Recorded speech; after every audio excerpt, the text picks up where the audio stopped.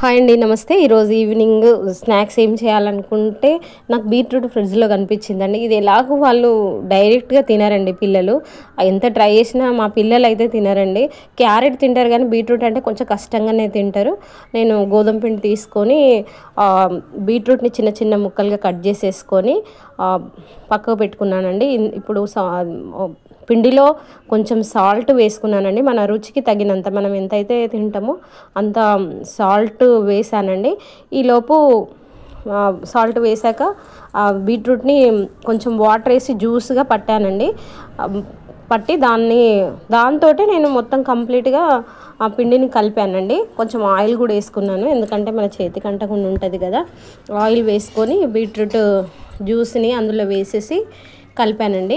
చిన్న చిన్న అంటే అక్కడక్కడ కొంచెం అవి మిక్సీ కాలేదండి, అవి తీసి పక్కకు పెట్టుకున్న. చపాతీ చేసేటప్పుడు ఇబ్బంది అవుతుంది కదా, అవి తీసేసి పక్కకు పెట్టానండి. మంచిగా నీట్గా కలుపుకొని కాసేపు దానికి పిండిని మంచిగా కలిపి ఆ బీట్రూట్ జ్యూస్ కంప్లీట్గా వేసుకొని కలిపేసేసి మూత పెట్టానండి. కాసేపు ఒక 5-10 మినిట్స్ అలా కాసేపు వదిలేసానండి. ఎందుకంటే పిండి నానాలి కదండి, నానితేనే చపాతీ అనేది సాఫ్ట్గా వస్తుంది కదా.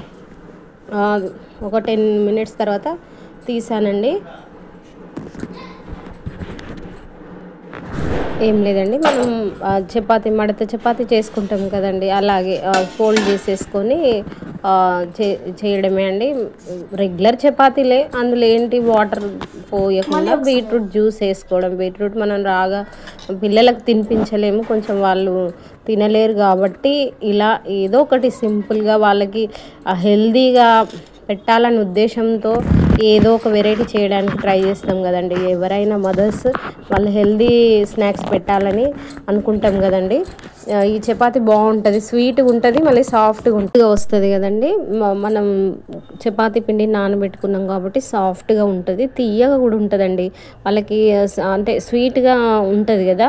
పిల్లలు దానికి ఏం కర్రీ కూడా అవసరం లేదు, డైరెక్ట్ రోల్ చేసుకొని తినేయడమే అండి స్నాక్గా. దాన్ని చపాతీ అంటే దానికి కర్రీ ఉండాలి అవన్నీ ఏం లేదండి. స్నాక్ ఐటెం ఇది. దాన్ని పిల్లలకు మంచిగా నెయ్యితో మెత్తగా కాల్చేసి స్మూత్గా ఉంటుందండి చపాతీ. మీరు ఒకసారి చేసి చూడండి, ఖచ్చితంగా పిల్లలకు నచ్చుతుందండి. హెల్దీ ఫుడ్ పెట్టాలి మనం, డైరెక్ట్గానా ఇండైరెక్ట్గానా ఏదో రకంగా మనము బయట ఫుడ్ అవాయిడ్ చేయాలి అంతే. ఏదో ఒక రకంగా వాళ్ళకి నచ్చేలా కలర్ఫుల్గా అన్ని వాళ్ళకి టేస్టీగా పెడితే వాళ్ళు ఆటోమేటిక్గా పిల్లలు తినేస్తారండి. మనము ఇంట్లో కొంచెం టైం వాళ్ళ కోసం స్పెండ్ చేసి వాళ్ళకు నచ్చినట్టుగా రోజుకొక వెరైటీ పెడితే బయట ఫుడ్ వాళ్ళు ఎందుకు అడుగుతారండి, అడగరు అసలు. వాళ్ళే నెమ్మదిగా మానేస్తారు. మన చేతిలో ఉందండి ఏదైనా పవర్.